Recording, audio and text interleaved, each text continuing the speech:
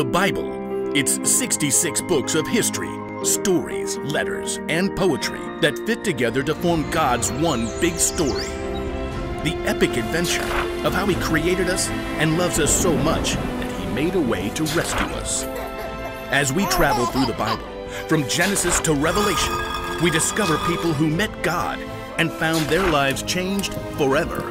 Now, for an amazing story, inspired by the book of Genesis, chapters 1 and 2.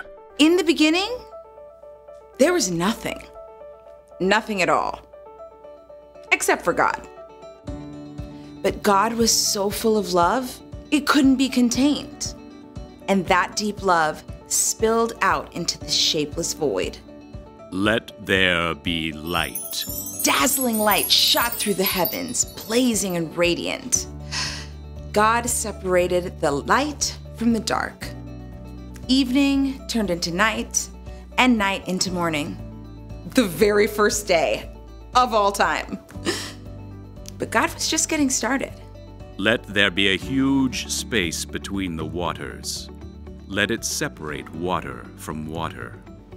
The sky arched out high overhead, and below, mighty waters rolled, covering the earth like a deep blanket.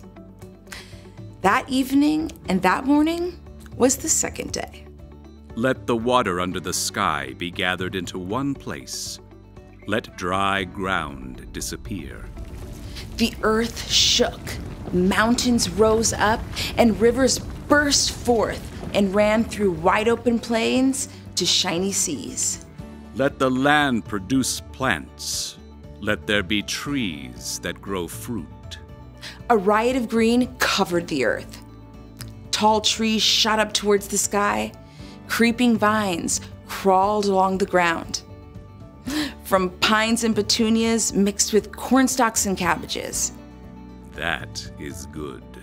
There was evening and there was morning, the third day. Let there be lights in the huge space of the sky. Let them separate the day from the night. The sun blazed forth and the silvery moon took its place. Stars, planets, and galaxies spun out to the ends of the universe. It is good. That evening and that morning formed the fourth day. And now, the earth itself became a canvas for God's incredible imagination. Let the seas be filled with living things. Let the birds fly above the huge space of the sky. Proud eagles soared through the sky, and doves made their nests in the branches below. Dolphins leapt out of the surf, and trout and minnows chased each other through laughing brooks. God bless them all. This is good. There was evening and there was morning, the fifth day. But God wasn't finished yet. Let the land produce every kind of living creature. Huge leathery elephants shook the ground while tiny gray mice scampered at their feet. Lions roared and lambs played tag. Now that is good. The earth was bursting with light and sound and color, but there was no one there to enjoy it. No one there with thoughts and feelings who could share it with God. No one who could love like God. Let us make human beings so they are like us. Let them rule over all the fish and the birds and the creatures. So God got down in the dust of the earth and formed a man in God's very own image. God breathed life into him. Breathing. That feels good. The air smells sweet. God placed the man Adam in a beautiful garden along the banks of a river. Farm the land. Take care of it. Okay. Oats.